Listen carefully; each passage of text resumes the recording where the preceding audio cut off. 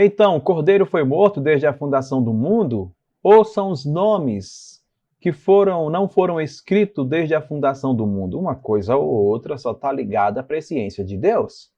Se os nomes não foram escritos desde a fundação do mundo, significaria dizer que Deus tomou a iniciativa de não escrever os nomes antecipadamente?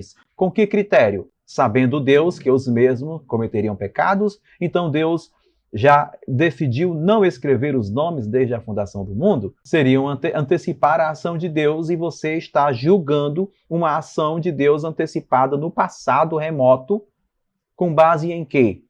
A não ser na presciência. Não tem para onde correr. Vai sempre cair no campo da presciência de Deus. Se você compreender que o Cordeiro foi morto desde a fundação do mundo, porque o texto pode possibilitar essa interpretação, porém eu não me detenho nessa interpretação, vou ficar com aquilo que é mais óbvio e lógico. Eu digo que o Cordeiro, se tivesse sido morto desde a fundação do mundo, como que fica Jesus ter sido morto desde a fundação do mundo? Jesus não morreu desde a fundação do mundo, a não ser pelo campo também da presciência de Deus. Então, tendo esses detalhes em pauta, eu quero apresentar o texto para vocês, depois da pergunta que foi feita pelo nosso querido Roneilson Alves. Paz, professor Elton, tudo bem? Eu tenho uma dúvida acerca da tradução correta de Apocalipse 13, versículo 8. Sobre as traduções ARC e NAA. A ARC vai dizer que o Cordeiro foi morto desde a fundação do mundo. Já a NAA vai dizer que é o nome do povo que não está escrito desde a fundação do mundo. Então temos duas traduções, né, com sentidos completamente opostos, né?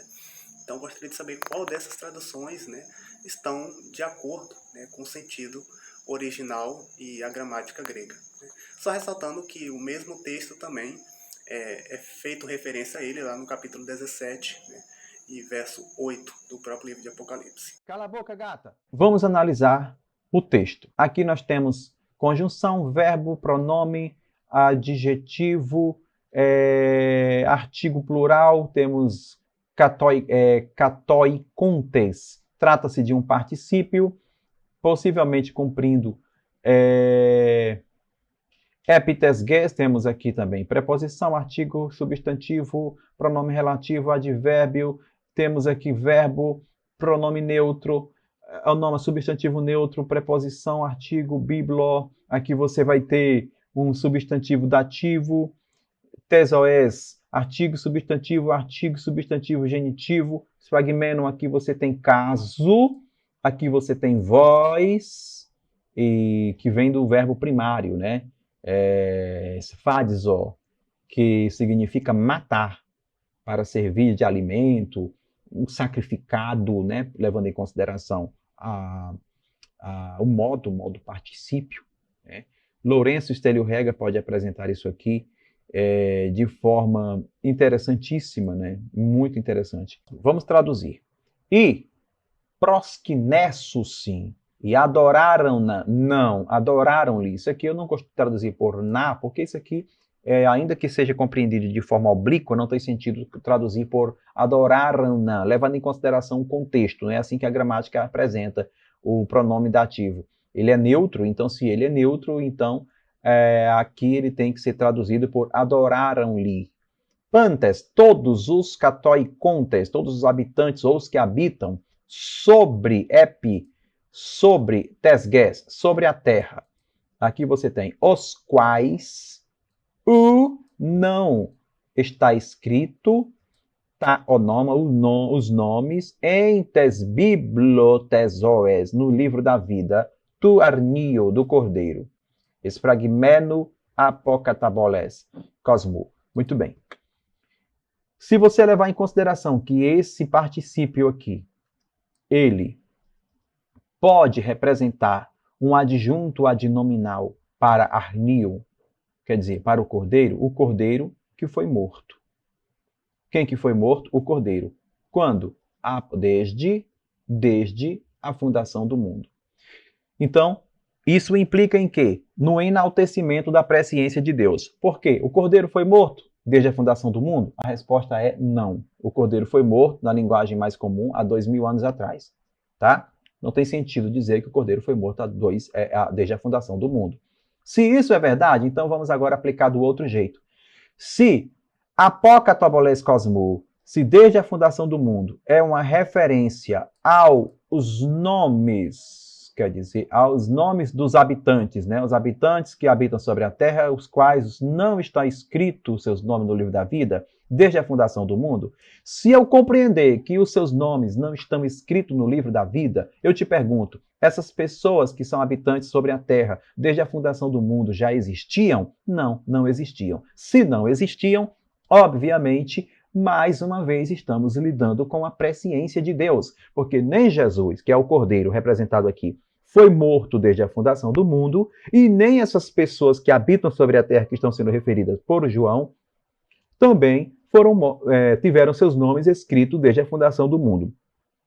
Porque as mesmas ainda não existiam. Então, como relacionar isso? A não ser pelo campo da presciência. Se você analisar isso pelo campo da presciência, aí vamos agora para uma interpretação plausível gramaticalmente. Particularmente, prefiro interpretar o cordeiro que foi morto. Aqui você tem um particípio que tem tempo perfeito, que tem um modo particípio.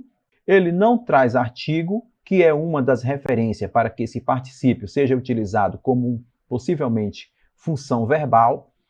Apesar dele trazer um caso, mas na sua morfologia também ele traz uma voz, que é a voz passiva, que é o mé. Então, levando em consideração esses detalhes, eu prefiro traduzir, levando em conexão, e chegar à mesma conclusão que a tradução da Almeida Corrigida Fiel. Traduziu que o cordeiro foi morto desde a fundação do mundo. Claro que a aplicação desse versículo tem que ser levado, sim, para o campo figurativo, quer dizer, para o campo da presciência. O enaltecimento aqui é da presciência de Deus. Claro que tem todo um contexto que vai falar dos que adoraram, dos que não adoraram, papapá e pepepé, mas o que eu quero levar em consideração aqui para você é que o cordeiro não foi morto desde a fundação do mundo, isso está no campo da presciência de Deus. Se você não está entendendo o que é a presciência, a palavra presciência significa previamente ter uma ciência, previamente saber algo que ainda vai acontecer. Então Deus, ele sabia que o cordeiro ia ser morto? Sabia. Deus, ele sabia que os nomes iam ou não iam estar escritos no livro da vida? Sabia. Deus sabia do seu hoje? Sabia. O que Deus fez? Nada.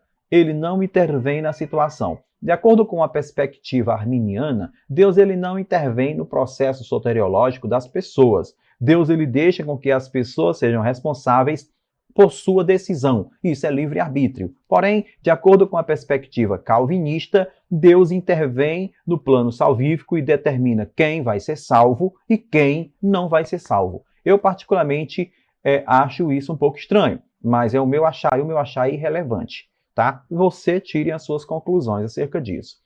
Se o cordeiro foi morto desde a fundação do mundo, não tem sentido o Novo Testamento que diz que há 2000 anos atrás Jesus foi morto. E se Deus resolveu não deixar o nome dessas pessoas escrito no livro da vida desde a fundação do mundo, também não tem sentido, a não ser pelo campo da presciência de Deus. Quando se fala desde a fundação do mundo para pessoas que existem um dia desse, ou digamos, que existe no contexto humano, obviamente se trata de presciência. Tudo isso se trata do enaltecimento da presciência. Deixe nos seus comentários qual a sua opinião sobre esse assunto. Você concorda que Deus decidiu tirar o nome dessas pessoas desde a fundação do mundo?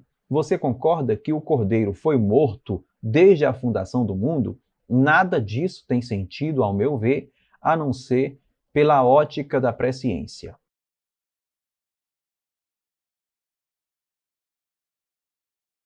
Deixe nos comentários a sua opinião, que nós vamos analisar com todo carinho. Haris Eirene, Haris Kai Irene Tukiriu, fiquem todos com Deus.